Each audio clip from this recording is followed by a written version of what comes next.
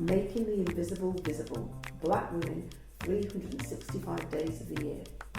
Each day will spotlight a remarkable woman whose story has shaped Black, British or global diasporic history. Women whose achievements are too often overlooked. Through these daily short films, we create a living, breathing archive of leadership, creativity, resistance and legacy. Let's begin. Cool. So I'm Emmanuella Damptey. I work as a creative producer and I'm also an artist coming out of retirement-ish, maybe, who knows. Yeah, I was recently in a show. That's why that's why I have questions about whether I do want to practice still or not.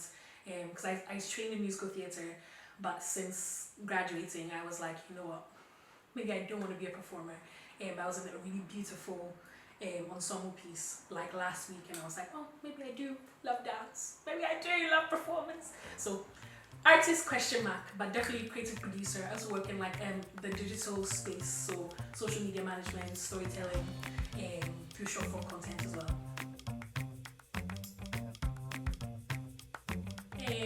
Okay, I think I'll start with what matters most to me.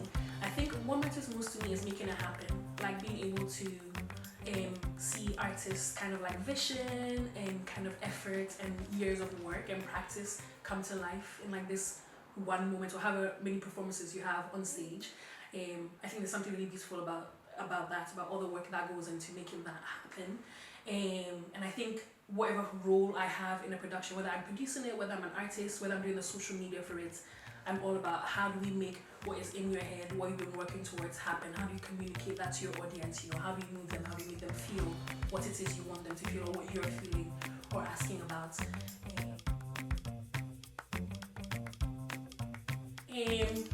Okay, so I'm going to talk about the show I was recently in, Dictations, The Heart of the Sea by Melly Brooms. And I think what really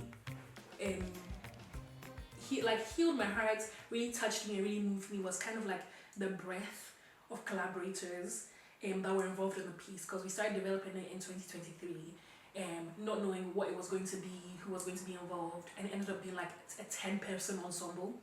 And yeah, I think what I really admire a lot about Melly and working with her over the years in different positions and in different capacities is just her openness and willingness to just bring people along, see where she can meet people. And it's something that's really inspired me in my practice as well, being able to be like, okay, well, what are your strengths? How can we play to that? What are my strengths? Like, how can we come together and make this thing, again, make it happen?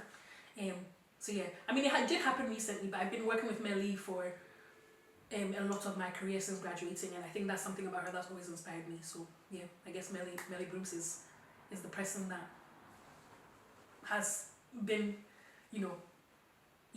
really impactful in my life in general.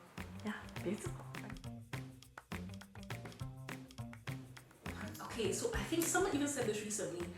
I am very clear on like what I don't want.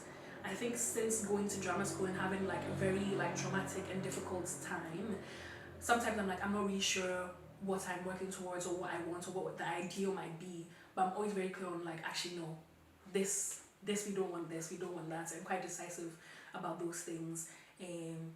So yeah, I think I do come off as very bubbly and personable person, but I'm also I have a strict program, very strict, and I'm okay to set boundaries. I'm okay to cut people off, because I don't want stress in my life. That's one thing I'm like, please. So yeah, I guess that's one thing I like about myself. That wasn't the question though. Small wins. I feel like I always try to give myself something to look forward to.